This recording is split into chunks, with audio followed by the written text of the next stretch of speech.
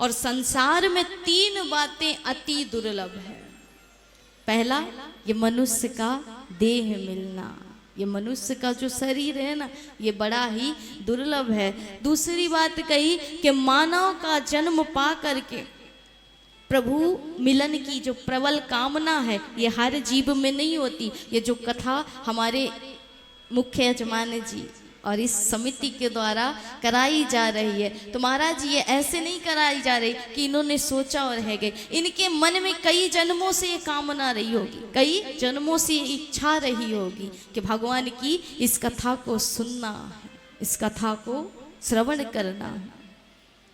तब कहीं जा करके जीवन में यह सौभाग्य आया भगवान की कृपा से और हमारे प्रयास से, क्योंकि करने वाले राम और कराने वाले राम। तो इस हृदय में भी राम, उस हृदय में भी राम, हर जगह राम ही राम। तो दूसरी कृपा है भगवान की प्रबल कामना होनी चाहिए उनसे मिलन की, तब कहीं जाकर कि ये सत्संग मिलता है। और तीसरी और अंतिम बात है कि मनुष्य का जीवन मिला, प्रबल कामना है, लेकिन तीसरी सबसे बड़ी बात है कि कोई संत पुरुष मिल जाए, कोई योग वक्ता मिल जाए और उससे इस कथा को श्रवण पान हम कर पाए। तो तीन चीजें संसार में अति दुर्लभ है। आपको सब कुछ मिल सकता है, तपस्या कर लो आप तो आपको मणि भी मिल जाए, पारस मणि भी मिल जाए, महाराज कल्प वृक्ष भी मिल जाए, लेकिन ये आपको हर वस्तु दे सकते हैं पर भगवान की प्राप्ति नहीं करा सकते। भगवान की प्राप्ति करा सकता है ये सत्संग। तो तीन चीजें संसार में बड़ी दुर्लभ है। लेकिन एक व्यक्ति ने, एक सज्जन ने संत से प्रश्न किया कि महाराज कथाओं में तो सब जाते हैं, कथा तो सब सुनते हैं, लेकिन क्या सबका कल्याण होता है? कथाओं में तो महाराज ऐसा है कि कहीं कहीं तो लाखों की संख्या होती है, पर क्या सबका कल्याण होगा? क्या सब भगवान के दर्शन कर पाते हैं? तो संत ने बड़ा सुंदर उदाहरण दिया कि एक जमीन होती है जहां पर आप कुछ भी लगाते हैं उगेगा क्या? जो बंजर जमीन होगी उस पर आप कुछ लगाते हैं तो क्या उगता है? नहीं उगता। दूसरी होती है,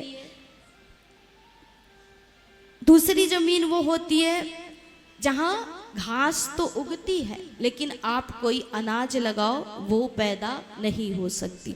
और तीसरी जमीन ऐसी होती है कि जिस पर आप कुछ भी लगा दो वो अपने आप उग जाएगा। महाराज समय समय पर खाद्य और पानी देते रहना। तो संत ने कहा इसी प्रकार है श्रोता का जीवन। कथा में तो सब आते हैं लेकिन कथा सब में नहीं जाती है। कथा में सब बैठते हैं पर कथा किसमें किसमें बैठती है? तो बोले कुछ ऐसे होते हैं बंजर जमीन की भांति, जो कथा में आते ही नहीं, उनको कथा से कोई मतलब ही नहीं, भगवान से कोई मतलब ही नहीं है, सिर्फ स्वार्थ के लिए हरि का भजन करते हैं। दूसरे होते हैं कि मन को थोड़ा तो खींचते हैं, लगाते हैं, सुना और जैसे ही सुन करके गए तो सब कुछ भूल गया, फिर से उस माया जाल में फंस गए महाराज, सब चला गया। और तीसरे होते हैं वही उपजाऊ जमीन वाले कि जो सुना उसे उतारा और अपने जीवन में जब उतारा तो ऐसे कौन होते हैं? ऐसे होते हैं परीक्षित जैसे लोग महाराज, जिन्होंने उतारा और उतार करके उसका मनन किया, चिंतन किया और अंत में हरि के धाम की प्राप्ति की। तो कथाओं में तो सब बैठते हैं लेकिन कथा सब में नहीं बैठती है।